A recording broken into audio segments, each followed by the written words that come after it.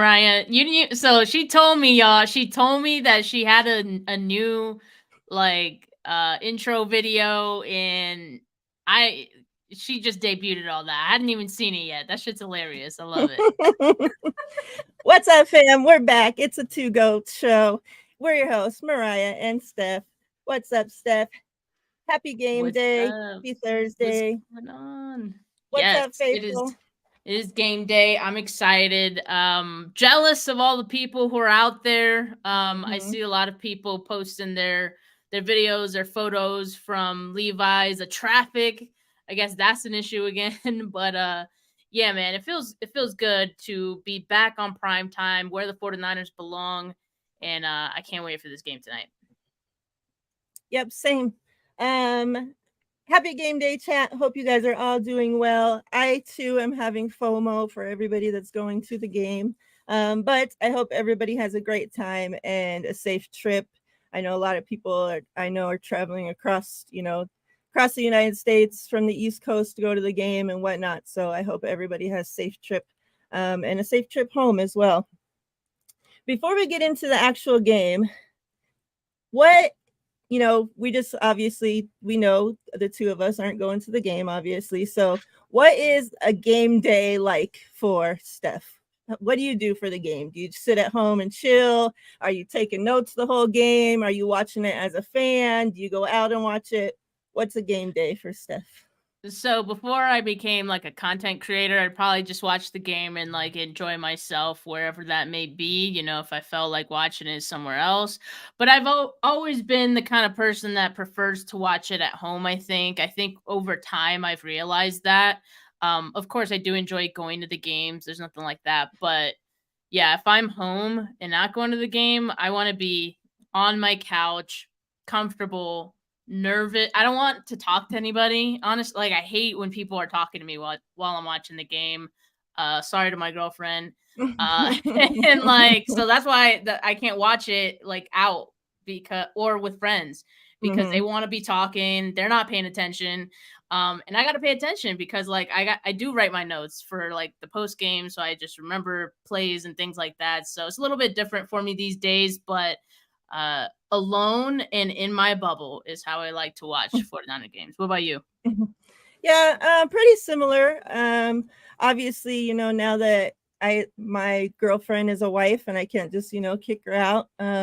Most games, we will be side by side watching it if she doesn't have to work. Like she's off tonight, so we'll watch it together. But I am there taking notes. I'm there screaming at the TV. Like I'm one of those crazy fans. I'm yelling. She's yelling at me the whole time to stop yelling. Like that's pretty much how it goes.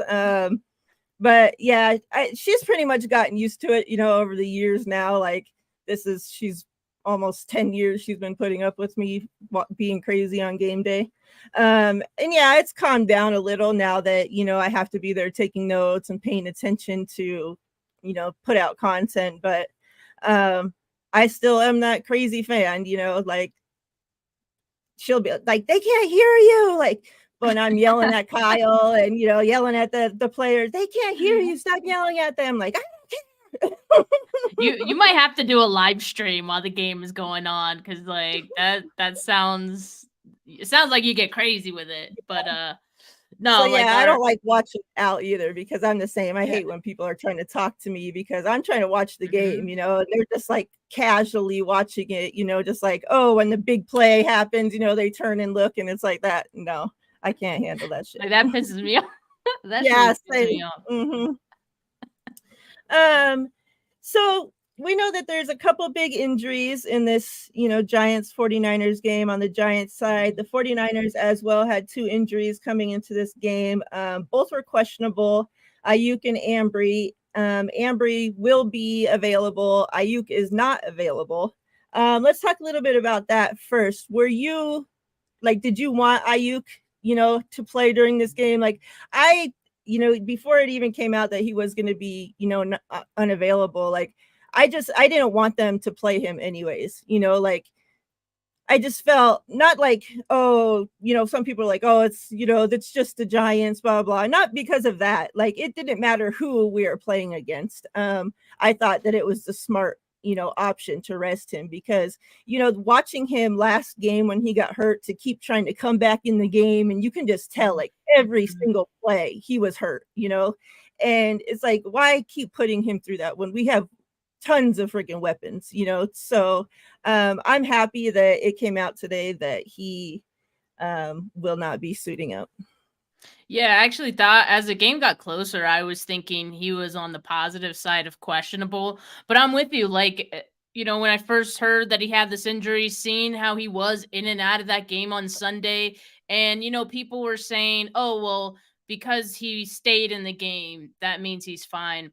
No, I mean, usually for things like that, it doesn't really start to bug players till the next day because usually they're running off of adrenaline and it doesn't hurt quite as badly. But you did see that it was hurting him pretty bad during the game, and you know, I don't know what happened throughout the week. Maybe it didn't really subside and it was still bugging him. So I think the 49ers at the end of the day did the smart thing. It's week 3, all right, Yeah. of a very long season. I mean, if you're the 49ers, your season is going to be way longer than 16, 17 games, right? So they did the smart thing to, give him some rest this game. They have 10 days after this one to get ready for the next one. By then, he should be 100% and good to go, I would think. So, yeah, I'm not opposed to it at all. I mean, they should be able to beat the Giants, who are also without Saquon Barkley in this game without Brandon Ayuk. And if they can't, man, they got bigger problems. Yeah, I agree. Talking about those giant injuries without Saquon, the Giants are without their left tackle, Andrew Thomas. And you put out a tweet earlier today, or maybe last night, that said Daniel Jones' passer rating when throwing from a clean pocket is 99.3, but drops to 26.2 when under pressure. Now, with that, mentioning that he is without his left tackle, how do you think that our defensive line is going to shape up against this Giants team that is without, somebody that's there, such an important piece of their offensive line, protecting Daniel Jones' blind side? I mean, this defensive line has to eat. They're going to eat. I mean, Nick Bosa is going to be lining up against the backup left tackle, and that's already given the fact that the Giants' offensive line isn't as good as I think what we just saw against the Rams. The Rams did improve their offensive line this offseason. I think that was obvious enough. Plus, I think we saw Stafford getting the ball out very quickly, and that's a top 10 quarterback right there. On the other end, you have Daniel Jones, who he does hold on to the football a little bit longer. At least he has that tendency. And he doesn't exactly have, like, his weapons don't really scare me. They do have Darren Waller, who's a great, pass catcher. But, aside from that, I think Daniel Jones is going to struggle in this one. He's been one of the most pressured quarterbacks through these first 2 weeks, one of the most sacked quarterbacks.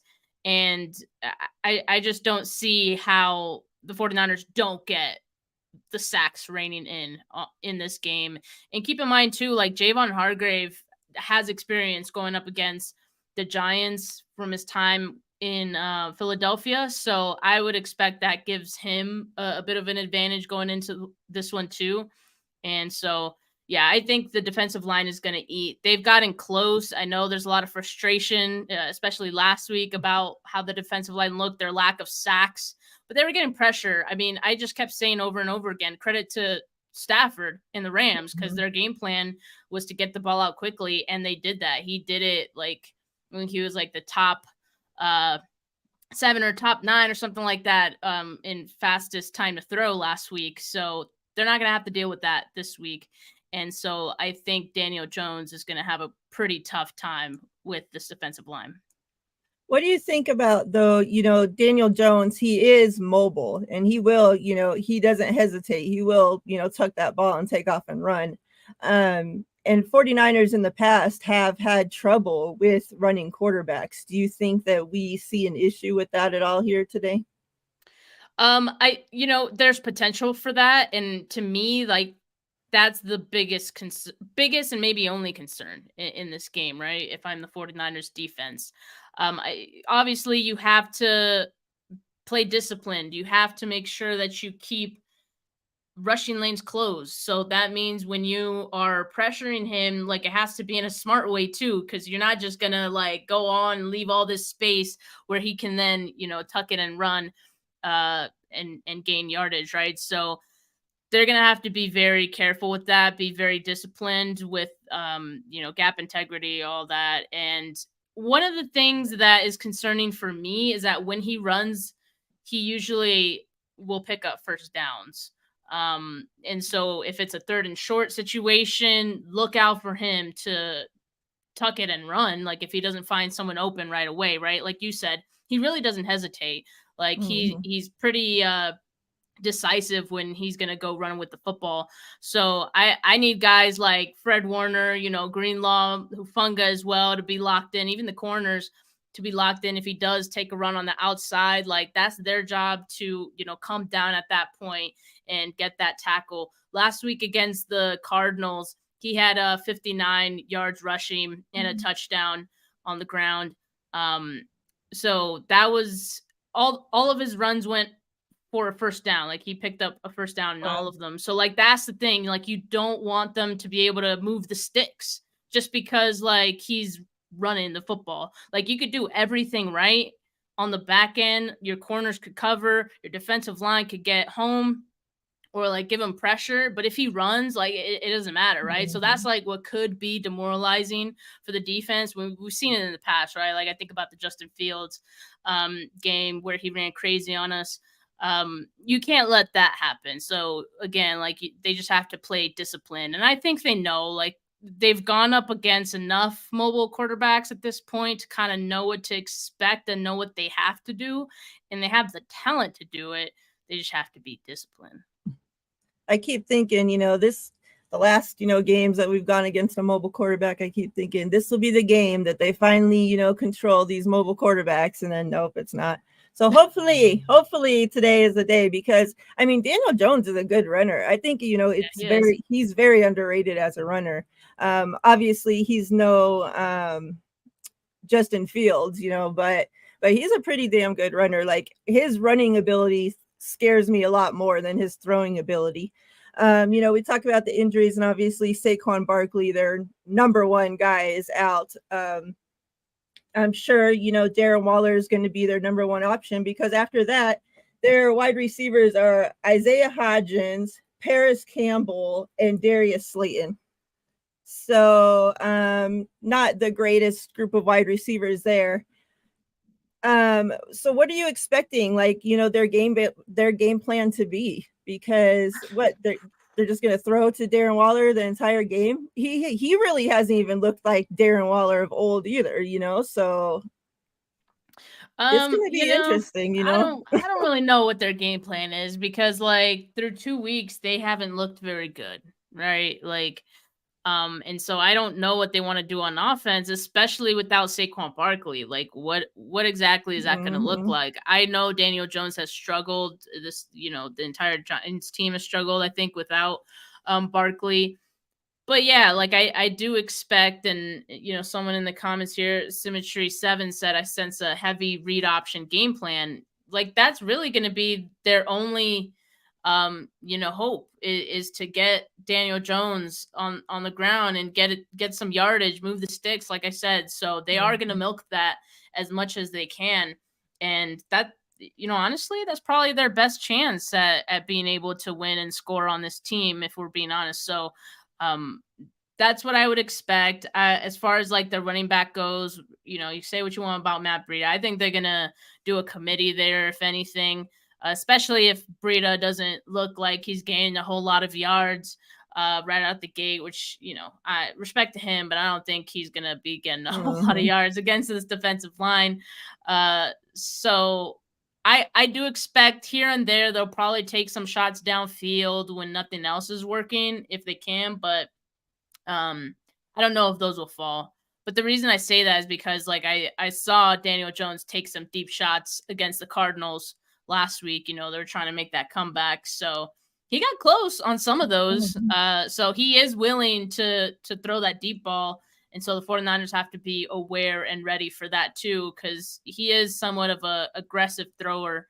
especially if, like we expect, the Giants will be down early. Yeah.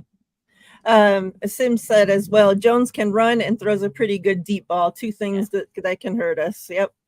What about on the other side of the ball with the 49ers offense? What matchups are you looking for the 49ers to be able to take advantage of there? We talked about that there's no Brandon Ayuk. Are you expecting that we do see some Ronnie Bell mixed in there? Or, just a heavy Debo? You think we see some Ray? What do you think the 49ers are going to do? Yeah, I think we'll see more of Jawan Jennings. Like, don't sleep on Jennings. I understand everyone's excitement for Ronnie Bell, and he's definitely going to get some run in this one too. But like, Jawan Jennings has been that guy who's also Mhm. been reliable for this team. And so I think he's going to be the biggest beneficiary of Brandon Ayuk being out.